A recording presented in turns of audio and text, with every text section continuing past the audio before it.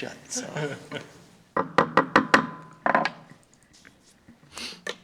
Good evening. I'd like to call to order the Village of Gurnee Planning and Zoning Board for this Wednesday, November 1st, 2023. We have roll call. Oh, we don't have Joanne this evening? Yep. Okay. Could we have roll call, please? Campbell. Present. Morgan. Here. Nordentoff. Path. Pacesack. Here. Ware. Here. Sula. Present, we do have a quorum. If everyone would please stand and join me in the Pledge of Allegiance.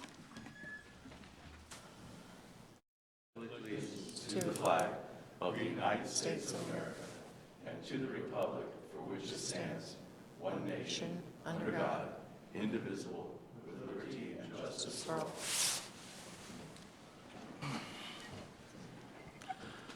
Okay, the first item on the agenda is the approval of the minutes from our meeting that was held on October 4th. Does anybody have any comments, changes, or questions? If not, a motion to approve as submitted would be in order. So moved. Moved by Mr. Campbell, Second. second by, by Mr. Morgan. All in favor, say aye. Aye. Aye, motion carries. Next item on the agenda is the approval of the minutes from the meeting that was held on October 18th. Does anybody have any questions, comments, or changes? If not, a motion would be approved. So moved. Is that you again? Motion by Mr. Campbell, Oh, second. second by Mr. Moore. Sorry, I had a brain freeze last time. All in favor, say aye. Aye. Aye, motion carries. Next item on the agenda is a public hearing, a request by the Veterans Assistance of Lake County, proposed to be located at 5626 through 5652 North Ridge Drive. Autrey, and staff report, please. Yes. So Veterans Assistance Commission of Lake County is requesting a special use permit to establish and operate a government office on property at 5626 and 5652 North Ridge Drive. The subject site is comprised of 4 parcels and is zoned C2 Community Commercial District. The surrounding zoning also includes C2 Community Commercial District. The village's comprehensive land use plan envisions commercial zoning for this for the subject site. The VAC, or Veterans Assistance Commission, offers programs and services to the veterans and their families and their community. For this site, they intend to construct a new 1- and 3-story multi-use office building with 44,000 square feet in gross floor area. The new building will offer fitness areas, cafe and kitchen areas, a community hub, office spaces, and conference or boardrooms. In addition, the facility offers professional consultation and assistance to veterans and their families regarding wellness, benefits, finances, and recruitment. The petitioner is also requesting a parking modification for the reduced number of parking spaces on the site. The zoning ordinance requires a minimum of 176 parking spaces for a government office of this size, but 149 stalls will be provided. The PZB has the authority to make the final determination on the parking modification. If the PZB determines that further parking should be provided on the site, there is an ability to land bank approximately 10 to 15 parking stalls within the green space along the east side of the building where a meadow is currently proposed. It is important to note that the project still needs to undergo a detailed site plan review and will be returned to the PZB for consideration if any further relief is identified during the process. And that concludes my presentation. The petitioners are here and they can address any questions that you may have. At this time, I'll turn the floor over to the petitioner. But as this is a public hearing, I'll request anybody that's going to give testimony or ask questions to please stand and be sworn in. If you can just raise your right hand, and again, generally, it's good to get sworn in at this time, even if you don't turn out to contribute. You swear to tell the truth, the whole truth, and nothing but the truth? Okay. Great, thank you. Thank you. So if you could please use the microphone at the center, or if you prefer a handheld, I have a handheld. If you could please start off by identifying yourselves. Yes, I'm James Kelly. I'm the attorney for the Veterans Assistance Commission. I'll be brief and then turn it over to Mr. Tangent, who is the superintendent of the Veterans Assistance Commission. First, we've submitted an application. We believe it meets for special use. We believe it meets all 4 of your elements. I'd just like to point out a couple things. First and foremost, that the current zoning provides for freestanding office space. There is obviously, I think, by having this office space, no detriment to the public health, welfare, or safety. And it's compatible, as your staff has told you, with the surrounding uses in the area. We're really not going to change the uses that much. This property has been vacant for, I believe, about 10 years now, and we believe this will be a great use for the facility.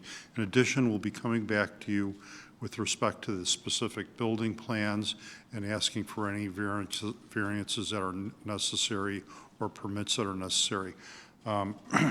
It's our intent to comply with all of your regulations, and I'll turn it over now to Mr. Tangent to, I think, explain or describe to you more about the VAC and how he intends on using property. Andrew. Thank you for having us this evening. My name is Andrew Tangent. I am the superintendent of the Veterans Assistance Commission of Lake County. Veterans Assistance Commission of Lake County has been around since 1926. We predate the U.S. Department of Veterans Affairs under the previous iteration of the Indigent War Veterans Act, or the Soldiers, Sailors, and Marines Relief Act of 1874. We are now comprised as a unit of local government under the Illinois Constitution under the Military Veterans Assistance Act. Our job under the laws of the state of Illinois are to provide for the just, necessary, and needed services for veterans and their families and the families of deceased veterans. It is important to note that Lake County is the only county in the state of Illinois that saw its population increase in a demonstrable level, whereas the rest of the state and the rest of the country is projected for its veterans population to diminish substantially over the next 40 years. Lake County, in a 2-year time period, increased its veterans population from 32,000 veterans to 45,000 veterans. In addition, we are the only county in the state of Illinois where the vast majority of our veterans are under the age of 60. The reason this is important, the reason we are coming before you asking for this zone variance for this building is because going forward, these veterans will need increased care and comfort and aid as they navigate their post-military life. For those unfamiliar with the things going on the federal level, last year, Congress passed and the President signed into law the PACT Act. It's the largest piece of toxic exposure legislation ever passed in the history of the United States government, and it is for the veterans of Iraq, Afghanistan, and the global war on terrorism because of the toxins that we were exposed to. We believe that in order to combat the negative health outcomes that many of our Vietnam veterans have experienced, we need a new change in veteran services. We've been in Gurnee for 5 years. We love being in Gurnee. Our clients and their families love us being in Gurnee, and we want to make Gurnee our permanent home. So standing by for any questions that you might have. Okay, thank you. We'd like to start. Liana? Yes, sure. First of all, yes, it's a very commendable mission, and thank you for serving, and thank you for continuing to help our veterans. I have just a couple questions. You mentioned that there are there'll be a variety of veteran-related organizations in the building, and what would they be? Are they external? I have a couple questions. Can I, one by one? You can answer that, and I have others. Absolutely. So we, Veterans Assistance Commission, under the statutes of the state of Illinois, we are comprised of all of the veterans service organizations within the county. So all of the VFWs, all of the American Legions, all of the disabled American veteran posts, et cetera. So this community hub will be a veteran space for all veterans that are in the county and those veterans service organizations to use. Okay. You also mentioned plans for growth. Do you have something short-term, long-term? So the big growth is that increased staff, increased programs, that our current office space, we just moved from one location in Gurnee to another location in Gurnee. Neither of those spaces will ultimately be able to handle the programs that we're trying to introduce. The main program that we're trying to introduce and try to answer with this building is what's called what we've come up in the office is called the Whole Veterans Initiative. Basically, in the realm of health now, it's a holistic idea of how to care for an individual. So you have the individual, and then you have their financial health, their physical health, their mental health, their moral health, their spiritual health, their familial health, all of these different health factors. And when one of those gets knocked out of alignment, all of the rest get knocked out of alignment, and it causes a spiral for that individual. So we are planning, as far as our growth inside of the building, is to have programs that answer each one of those types of health situations to be able to help that individual in the situation that they come to us in. You answered one of the questions I had, which was mental health care. So you are planning on offering that? Correct, yes, we partner with NICASA, and we've already had conversations with NICASA about them having staff on hand, both for an emergency mental health and not inpatient, and a appointment-based clinician to be available for veterans. Thank you. And just one last thing, I think I read that the third floor is storage? So no, the third floor. So we're still in the initial design phases of how the building will be laid out specifically. We know we wanted 3 floors. You know, unfortunately, the way of the world, there will be wars and rumors of wars until the end of the world. So one, we wanted to design a space big enough to be able to answer the need for the veteran community for generations. But also in our design phase, there's the second floor was designed, but the third floor hasn't been designed yet. So there will be spaces available on the third floor. Thank you.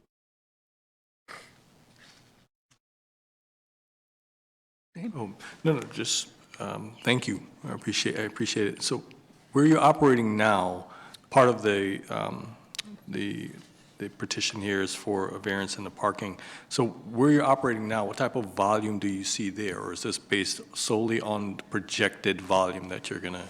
So we're currently based out of Hawkson Hall 2, right off of Dilly's and Nations Drive. Okay. It's the 2 office buildings right behind Great Wolf Lodge. John, our office space currently is 17,000 feet?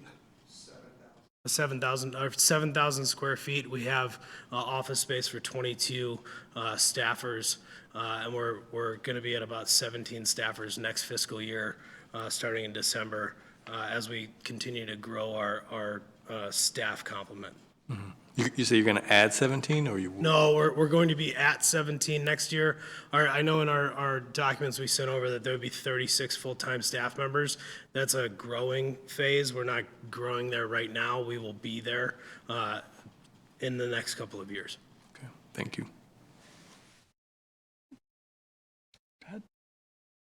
Again, thank you for bringing this to us, a very much needed service, I believe. I really don't have too much, it just, I see that there's the potential of having 100 people there per hour, is that what I read, or?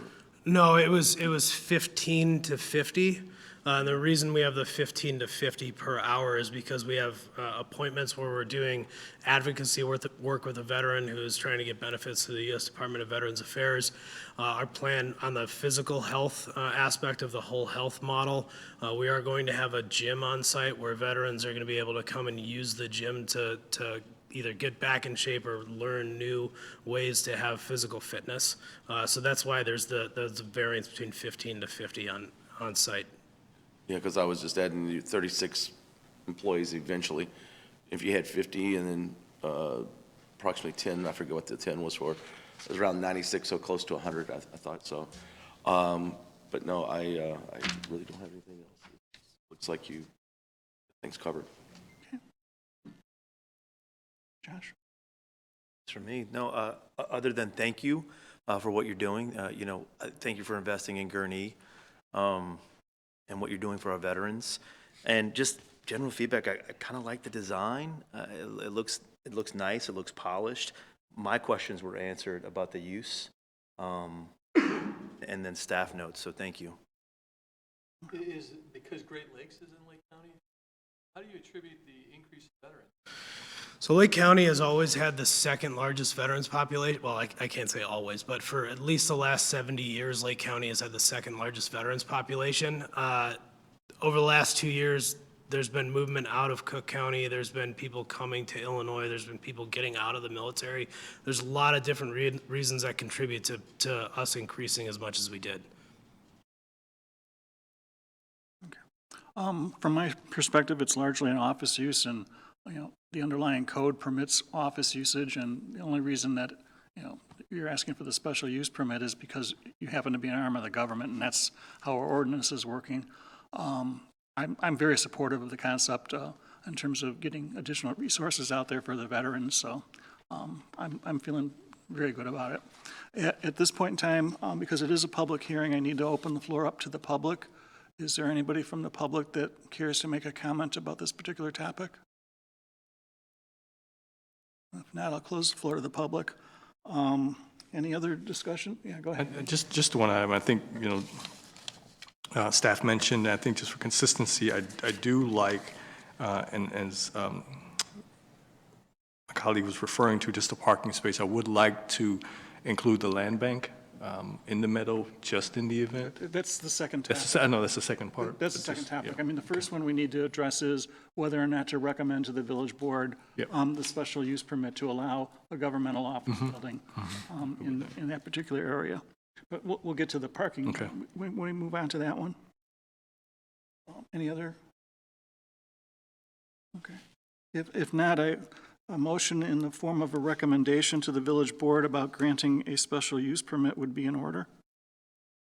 John? I can do it. Motion to forward a favorable recommendation on the petition of Veterans Assistance Commission of Lake County for special use permit to allow the establishment and operation of a government office at 5626 to 5652 Northridge Drive in substantial conformance with testimony provided to the Planning and Zoning Board on November 1st, 2023. Okay, we have a motion. Do we have a second? Second. Second by Liliana. Any discussion on the motion? Tracy, could we have a roll call, please? Campbell. Aye. Morgan. Yes. Pasak. Aye. Ware. Aye. Sula. Aye, motion carries. So, as you know, we are a recommending body to the village board, and the village board will make the final decision on the special use permit aspect of it. So now we'll move on to the parking thing. From my read of the materials, based on the anticipated usage, the parking that is envisioned by the preliminary plans that we've been seeing seems more than adequate, but I concur as a safety net, we probably should consider having a land bank just to keep it up to snuff with the code as much as possible. Are you suggesting if needed, or that they must, A land bank is if needed. if needed? Yeah. Okay, aligned, yeah, because I mean, I'd prefer to have the green space and not have asphalt for the sake of asphalt, but if there's a need, we know that we can accommodate it. Yep, agree. Okay. On my, Any other questions or comments? Okay, if not, and we have authority on this particular item, so a motion in the form of granting approval of the request for the parking modification would be in order. Go ahead, Liliana. Motion to approve the request of Veterans Assistance Commission of Lake County for a parking modification to allow parking below the code requirement for a government office building consistent with the applicant's testimony. And the land bank. Motion to approve? I'm sorry, what? No, the land bank too. And to include the And- reservation for a land bank. Thank you, and include the reservation for land. Okay, we have a motion, do we have a second? Second. Second, Mr. Morgan got it first. Tracy, roll call, please. Campbell. Aye. Morgan. Yes. Pasak. aye. Ware. Aye. Sula. Aye, motion carries. Thank you, and good luck with your project.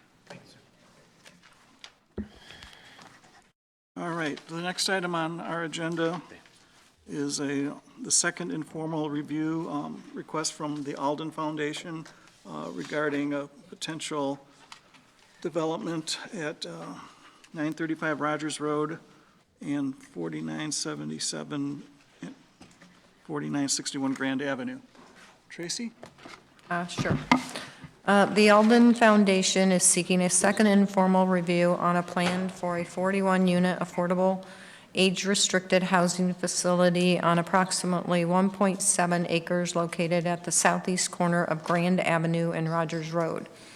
At the October 4th meeting, the Planning and Zoning Board's most frequent and serious concerns were the amount of parking provided, 42 spaces were provided for 41 units, and the difficulty of entering and exiting the site due to its proximity to the Grand and Route 21 intersection. Included in the access concerns were concerns with the character of Rogers Road, which has a rural cross-section, which means that it's a narrow roadway without curb and gutters or sidewalks. Other concerns, although not as much consensus on these, included density and inconsistency with the comprehensive land use plan. In regards to the concerns about Rogers Road, engineering will be requiring the improvement of this road, which includes the widening of the road from approximately 19 feet to 24 feet, as well as the installation of curb and gutter and sidewalk. The applicant has revised the plan to provide additional parking and remove the second access point from Rogers Road. They have also provided information on the number of parking stalls and unit counts for their other facilities in the area, as well as a preliminary traffic study conducted by KLOA to address the access issues. The applicant is in attendance to walk the Planning and Zoning Board through the revised plans, and as always, any feedback that you can provide will help determine their next step.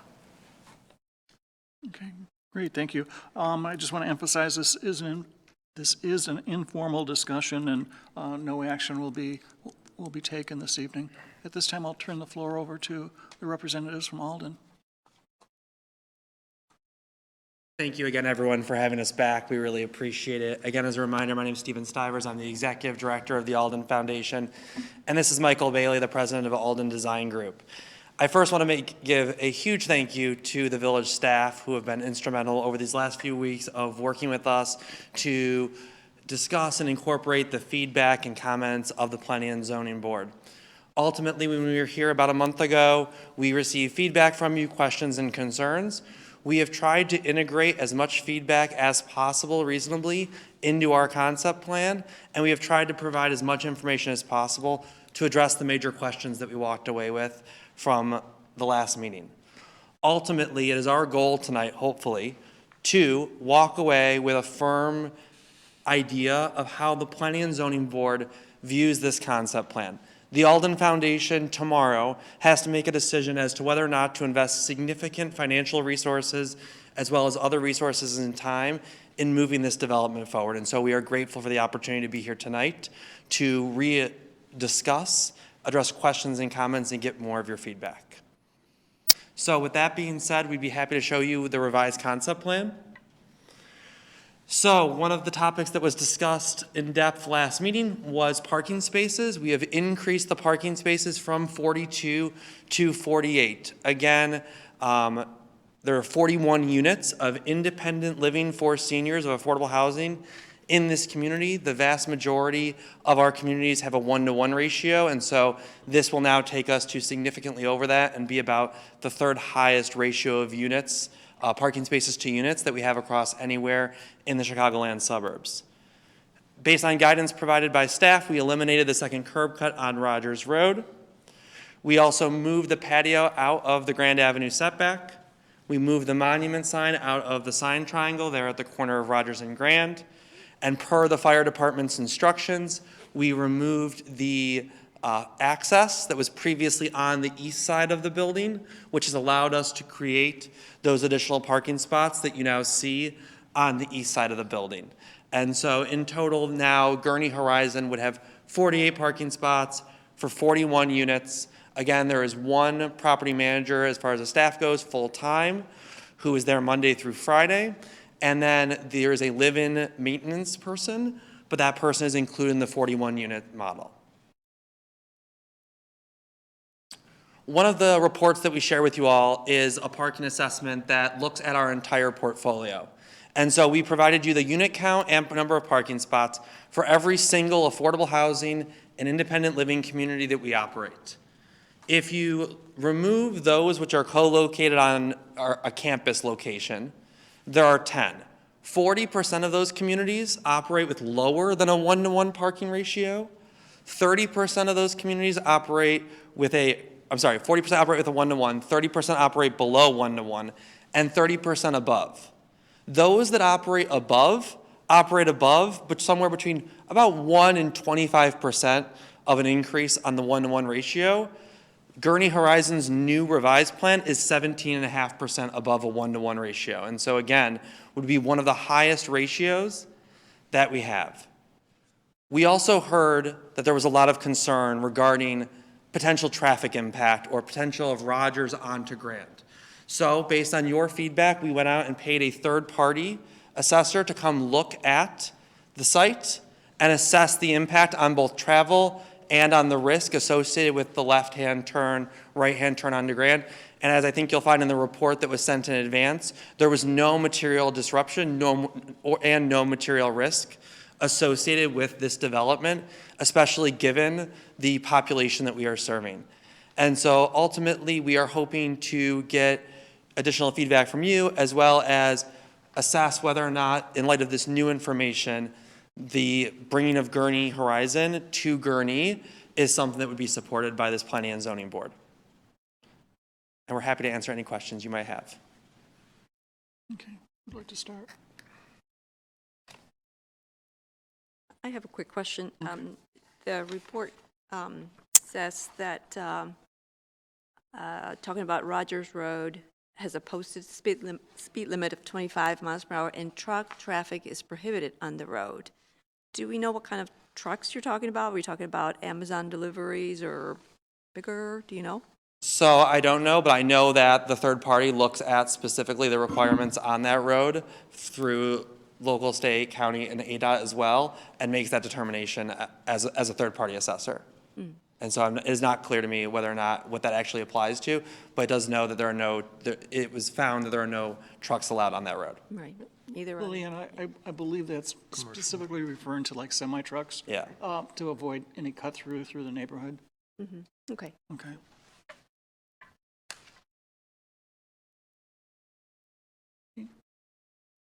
Well, number one, thank you for hearing the board and for doing your best to incorporate the concerns of the board. I do appreciate that. I looked at the plans and I get it.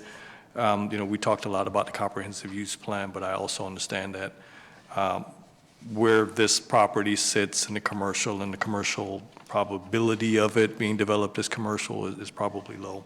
And with the configurations that you've done and the type of property that I was never really hard and fast against it, but I do see that the effort was made to change this and to accommodate some of our concerns. With that, I didn't have too much more in terms of concern with regards to the proposed project. I appreciate the increase in the parking availability, and I read through the study. I'm hoping the study is true, and with regards to the access, ingress, and egress from Rogers to Grand, as well as from south onto Route 21. That is the case with regards to the traffic count. And if there's not going to be material additional traffic in and out, again, I think the concern that we had was for your residents, your proposed residents, right? It's not necessarily for anything beyond that, was that we're thinking about the type of residents that you had here and the probability of them, getting into an accident would be harmful to us, having approved such a project. So I do appreciate the study. You're spending time and effort and dollars on the study and coming back to us with something that that is, I think, a little bit more feasible for me. Thanks. Thank you. I'm in agreement with what Dane said. I do agree that our main concern was the safety of the residents, and I think you've addressed that. The study shows that would be hardly any impact, if any. So, and then you pretty much answered all of our questions and took to heart our suggestions and our recommendations, and thank you for it. Appreciate it. Thank you. Josh? I don't have any other specific questions, but would like to echo, really appreciate the effort and the investment. And, you know, hearing our concerns you know, making a good faith effort to address them. Thank you. Of course. I guess I still have a bit of concern. It is a deviation from not only the comprehensive plan, but from existing zoning in terms of the multifamily aspect of it. And while I understand what's in the KLA report, and I meant to ask this before, but how many houses are in that general area? I think it was like 44 was noted in the plan. So, I mean, this is going to double the amount of residents that are going to be using that particular intersection, and I'm not sure what that means from a traffic engineering point of view, but doubling the load seems like a big thing to me. And granted, there's a history that, based on the crash frequency and data that has been provided to us, that it's generally perceived as a fairly safe intersection. My instincts just tell me that, you know, doubling the load, and especially with the age demographics that are associated with that load, I'm just not totally there. So I've just got a mild concern about it, is what I'm saying. I appreciate the rework in terms of limiting the access to the one entry point. I totally respect your history in terms of understanding how many parking places you need per unit, and you seem to be where your experience tells you where you need to be. So I guess I'm still kind of lukewarm, but anybody else? Is the 44 units throughout the entire subdivision? I don't Or think that that, the I don't think 44 that through goes there? all the way over to, you know, To the other roads and stuff like that? I think it's kind of in that immediate area of South and Darlene, and So would all those 44 be using Rogers Road right then and there? I'm sorry. Would all those houses have access to be using that, on that road, Rogers Road? Or a lot of them are using Fuller, right? Yeah, Fuller. They probably use Fuller, Rogers, South. Chair, would it be helpful, and again, I'm getting okay with it, I think I'm okay with it. Would it be helpful if, you know, they provided on page 5 of the study, a table 3 that indicated the movement of traffic in and out of one of their facilities? Would it be helpful if there were maybe some additional site, just notation of movement in and out of their facilities? This indicated very, very little movement.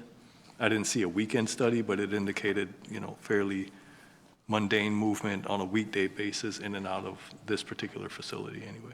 At peak, I mean, they're talking peak times peak at rush times. hour. Yeah. And I wouldn't expect there to be a lot of, you know, peak time travel, given that we're talking about retirees. Yeah, I mean, you know, as a reminder, the average age of a resident at an Alden Horizon property is 77 years old. And so whether it is peak time or whether it is not peak time, the amount of driving activity that takes place in any one of our communities is pretty minimal. Okay. All right, it's just a tinge of doubt. No, I understand. Okay. And I want to correct something. I couldn't find my notes here, but it says that there's 73 existing single-family homes in the Rogers South, Fuller, Darlene area. So I was wrong when I said 43. It's 73. So is that whole quadrant that goes all the way to Six Flags Drive and comes east of Milwaukee, Tracy? I think in that general area, yes. Rogers, South, Fuller, yes, Darlene. Okay. So there are other choices for a lot of those residents in terms of using Six Flags Drive and Fuller. So, okay. So, yeah, go ahead. I don't have any questions about the newly proposed changes to the plan, but I do feel a little lukewarm as well. And I just wanted to give you that feedback because it's still a little bit inconsistent with our comprehensive plan. I don't know how to get over that hump right now. I'm just being really transparent. But as I said when you first came to us, which I really appreciate these informal conversations, is that I like how it is dense and it feels urban-ish. That's why it's a lukewarm feeling, and I can't really, again, I don't know how to get over that hump.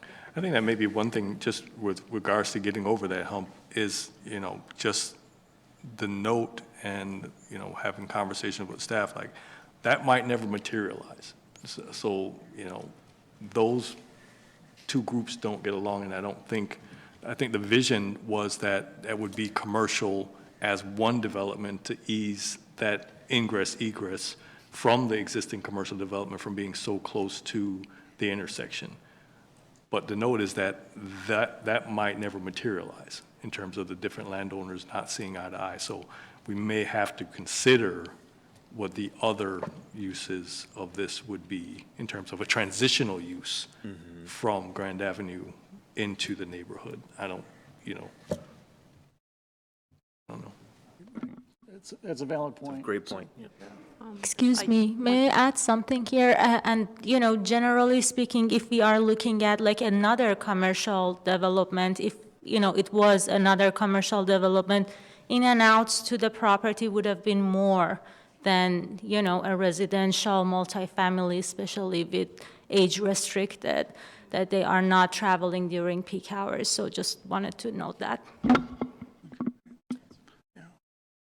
Well, I very much do appreciate the cosmetics of what you presented here, and I have seen firsthand that, you really do what the renderings look like, so I'm feeling very good about that, so. Yeah, go ahead. Yes, thank you for addressing, again, the safety especially of the project. And again, I agree with Dane, and you used the term that I was going to use, transitional. It's not commercial, it's not fully residential, but it is a transitional, just kind of in between, and it's providing housing to people who need it. And after hearing what you addressed from our concerns, I'm more in favor of it, so thank you. So I guess to wrap it up, the worst you've heard is lukewarm. You haven't heard anybody say, there's no way in the world that I could get behind this thing, so. That's true.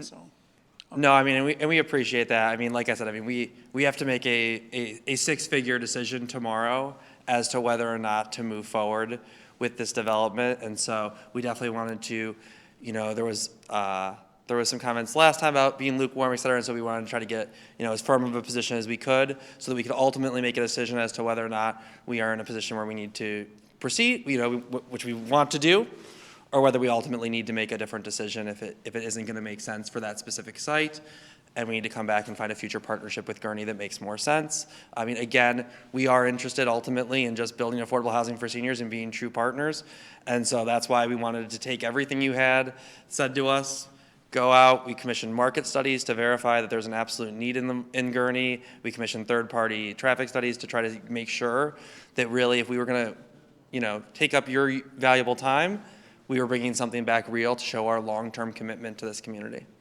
okay. And so we appreciate your feedback. Yeah, we very much appreciate it. 'Cause there is a need for senior housing, there's no doubt. Yeah. So, okay. Affordable. What's that? Affordable. Yes. Yes, I left out the adjective, I'm sorry. But, okay. Well, thank you so much. We really Okay, appreciate it. All right, thank you. Thank you. All right, the next item on the agenda is the approval of the meeting schedule for next year. Autrian? Yeah, so enclosed in your packet is the draft PZB meeting schedule for 2024.